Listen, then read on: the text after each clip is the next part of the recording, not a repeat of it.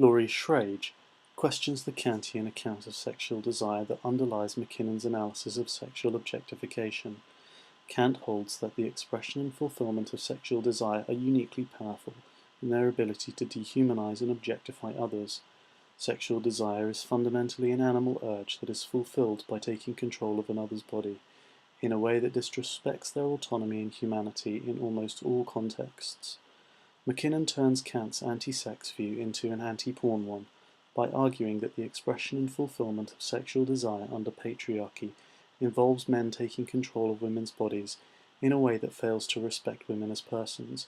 Schrage argues that Kant and McKinnon illegitimately assume that the expression and fulfillment of sexual desire are uniquely powerful in their ability to objectify others, and both equate sexualizing someone with the failure to respect her humanity and autonomy.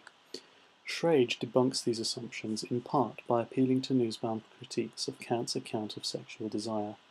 Schrage argues that the use of others involved in pornography is not incompatible with respect for their autonomy and personhood, as long as consumers and producers respect the ends of porn actors. These ends include the desire to exploit for economic gain others' sexual interest in them and their bodies within the conventional boundaries set by various genres of sexual representation and entertainment. The relationship between porn stars and consumers of their images are market relationships and should be held to the norms of those relationships, not the norms of friendships and romance. If sex workers need help from feminists, it should be aimed at protecting their rights as workers, not at protecting them from being sexualized by men outside the personal or family sphere. Jennifer Saul explores the possible connection between objectification, treating people as things, and personification, treating things as people. Saul critiques earlier feminist claims that men's use of pornographic images involves treating pieces of paper like women, and therefore involves conflating women with inanimate instruments. The inclusion of real women in pornography in a single category, e.g. the category of entities that can arouse and satisfy sexual desire, can undermine respect for women and promote oppressive practices.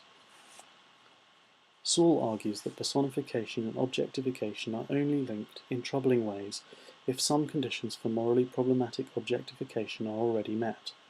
Saul draws on Rachel Mains's historical work on the development of a device now known as the personal vibrator, and contends that women's use of vibrators to achieve sexual pleasure and orgasm represents a form of personification.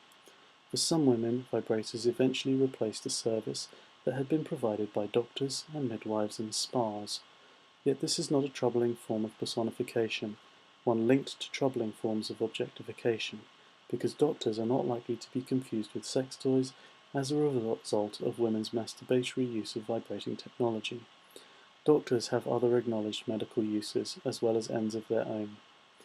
Therefore, the transformation of their historical role in treating sexually frustrated or hysteric women by both new understandings of women's reproductive and sexual health and advancements in vibrator technology does not contribute to the oppression of doctors.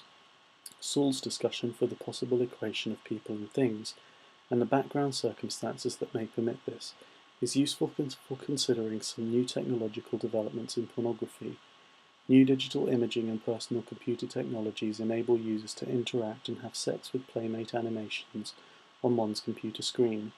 Computer-mediated interactions with digitally simulated but fictional people can sometimes be difficult to distinguish from computer-mediated online interactions with real people. Yet such pornographic possibilities do not necessarily involve morally troubling objectification, as long as background conditions enable the recognition of women as subjects and the recognition more generally of flesh and blood humans as autonomous agents.